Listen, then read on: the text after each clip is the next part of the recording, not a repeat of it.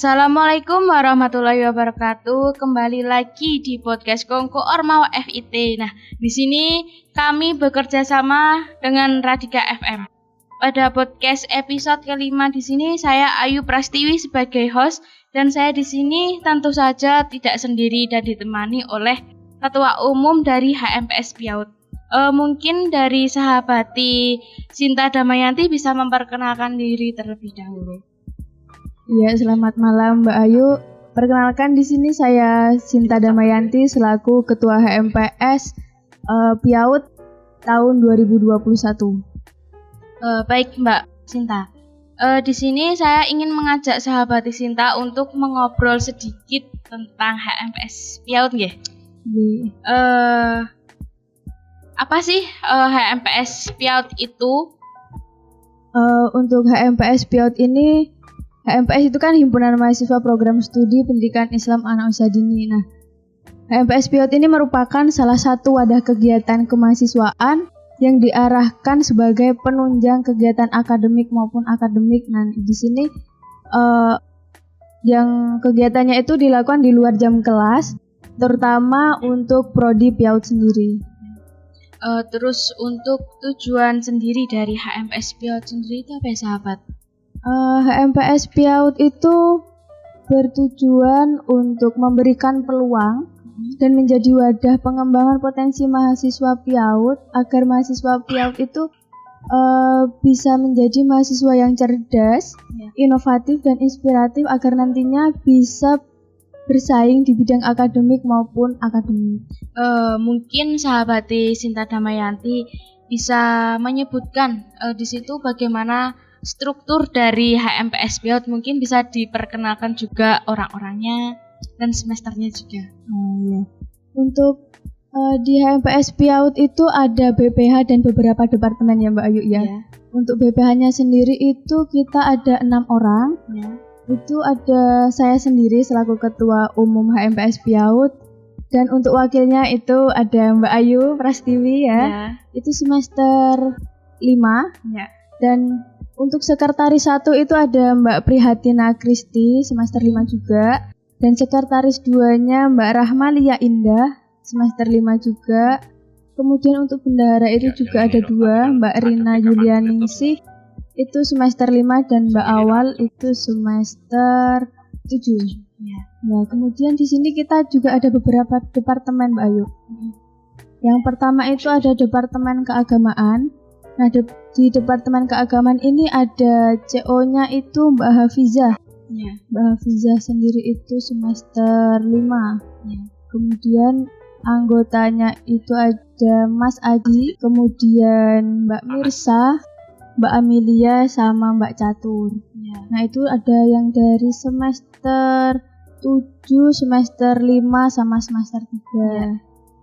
Kemudian kita juga ada Departemen Keilmuan. Nah, Departemen Keilmuan ini CO-nya yaitu Mbak Sulistianingsih. Yang beranggotakan Mbak Dewi Masnito, Mbak Emma, kemudian Mas Indra sama Mbak Nurul Fadila.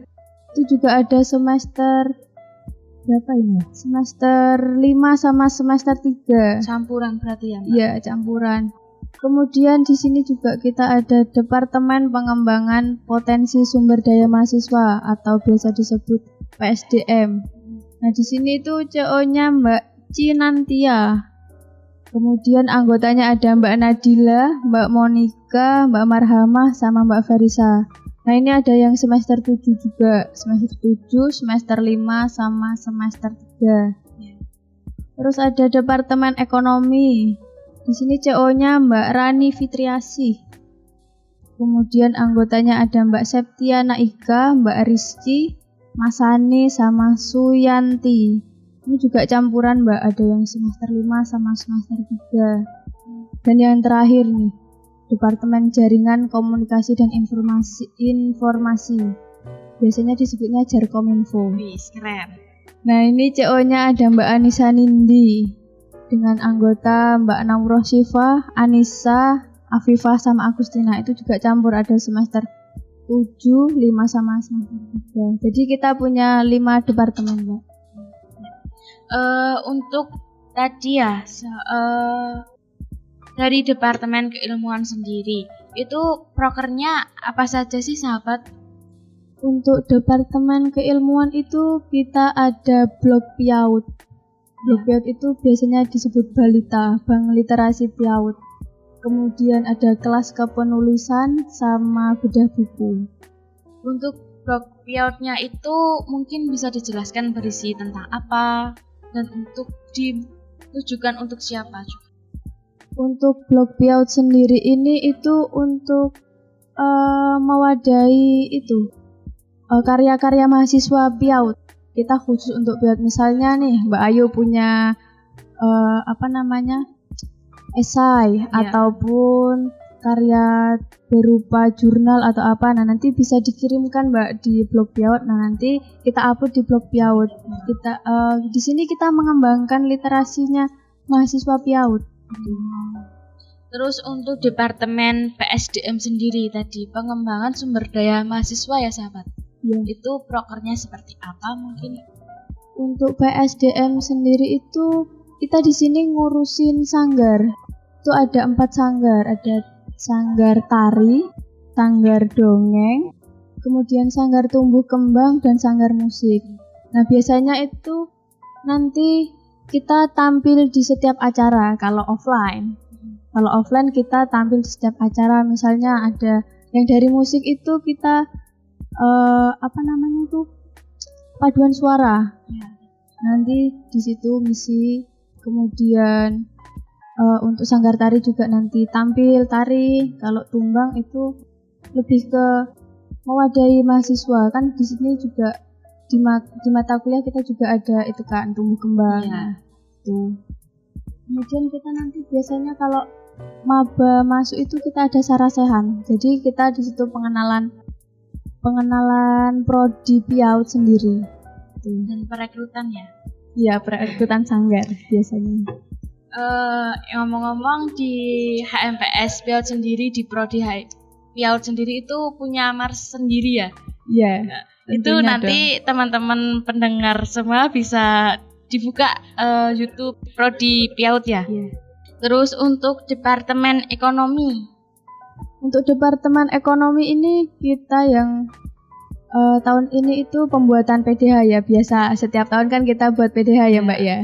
Nah di situ kita pembuatan PDH pengurus sama pembuatan kaos PIAUD. Nah nanti kaos PIAUD itu untuk mahasiswa PIAUD yang mau pesan gitu. Berarti ditujukan umum ya? Iya, umum. Kemudian itu Mbak, kita ada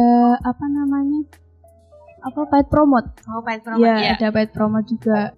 Ada pemasukan untuk kas Iya, HMPS. ada tambahan. Terus dari Departemen Agama. Untuk Departemen Keagamaan ini kita setiap bulannya ada kataman Mbak, khusus internal HMPS PIAUD. Kemudian ada Jumat Berkah, itu dilaksanakan setiap 1 bulan sekali. Insya Allah. Terus kemudian ada pembacaan Asmaul Husna sebelum rapat dimulai. Keren. Alhamdulillah. Kita cari pahala juga Mbak, untuk bekal di akhirat nanti. Amin. Sama ada kemarin itu ada workshop keagamaan di bulan apa itu?